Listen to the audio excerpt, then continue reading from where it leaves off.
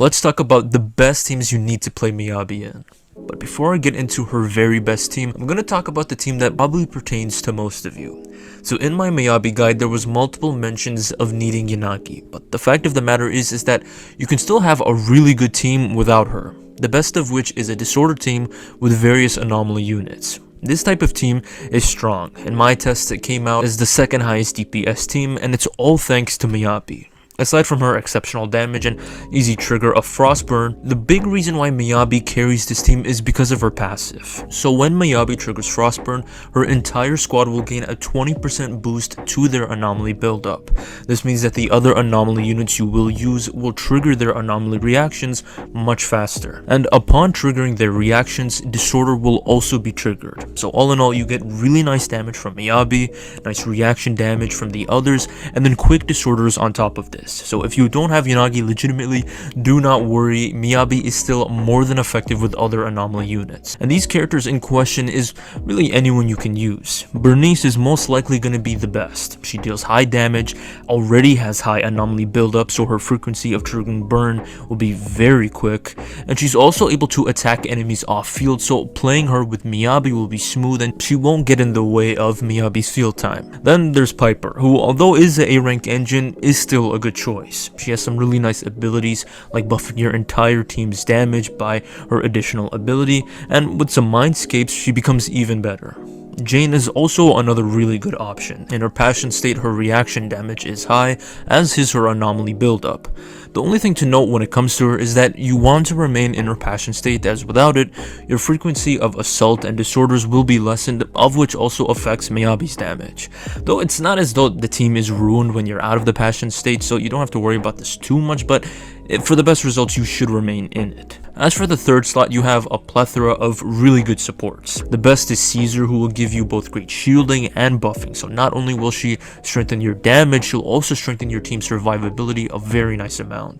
In addition to her is Seth. He'll grant shielding, which as we've gone over is really nice, but he'll also grant extra anomaly proficiency, which is a really good buff to have in this team. But the only downside to him is that he's only going to give this buff to one unit, which definitely is a big downgrade from Caesar, but still this buff is really nice. His shielding is really good, so he still remains as a good support to use. There's also many other supports you can use in this team, but I don't want to remain too long on this team archetype, so I'll mention them in the next team.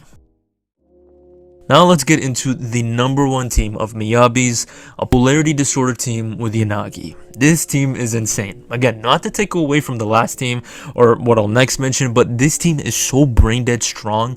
Of the teams I tested, it ranked as number one and by a huge margin. If you have this team, you've basically beat the game. The reason for why this team is so strong has to do with the ways Yanagi improves disorder.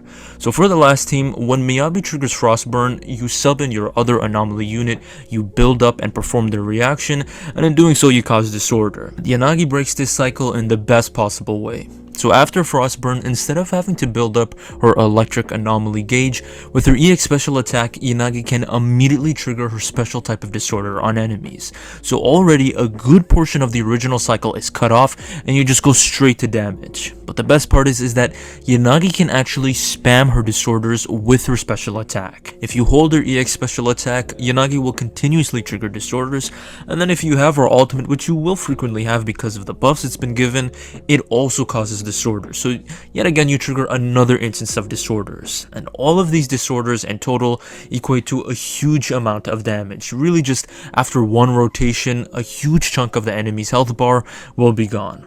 And then to top all of this, remember that with each disorder done, Miyabi gains 1 point of Fallen Frost. So with all these polarity disorders, she'll gain multiple points, and then she'll also get off her very strong Shimotsuki attack much more often.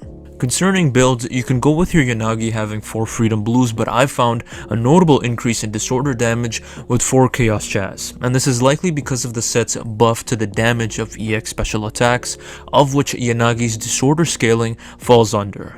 Also, to have Yanagi deal the highest disorder damage, have her 6th and 5th slots be attack. Though if you already have Anomaly Mastery and Electric damage, they can still work, albeit with lower disorders.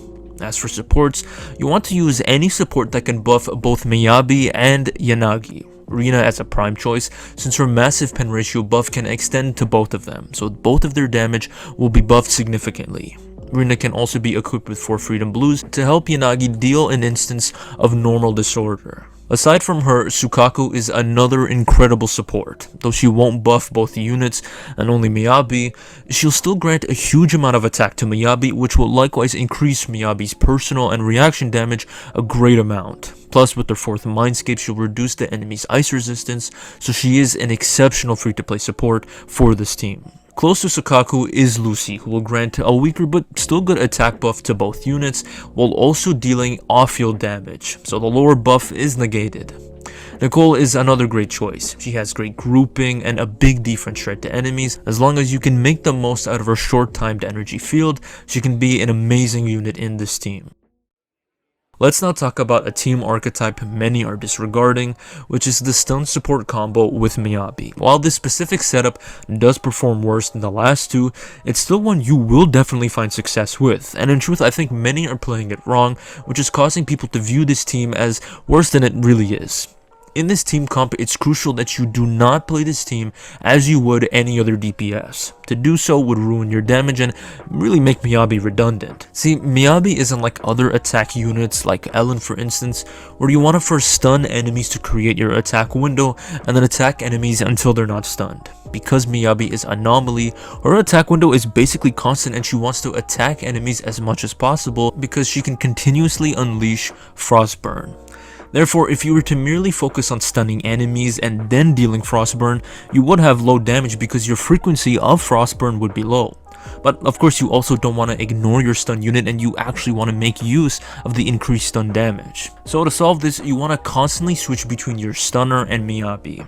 This yielded the best results for me, and to no surprise, as you're still keeping your overall DPS high since Miyabi is still causing Frostburn, all the while your stunner is still stunning enemies and enabling Yanni to make use of the extra stun damage. Some strong team comps of this archetype is with Lycon and Sukaku. Again, we went over how great Sukaku is with Miyabi, and the same is the case for Lycon. He'll cause enemies to take 35% more stun damage, and he'll reduce enemies' ice resistance with his EX special attack for a very long 30 seconds. If you can't use this team, a similar version of it is with either Bernice or Piper, and then Lighter. Lighter in particular really shines in this team as he'll reduce the ice resistance and fire resistance of enemies, and then he'll actually buff the fire and ice damage of your team. So Lighter here is really good and he's really an all-in-one support in this team.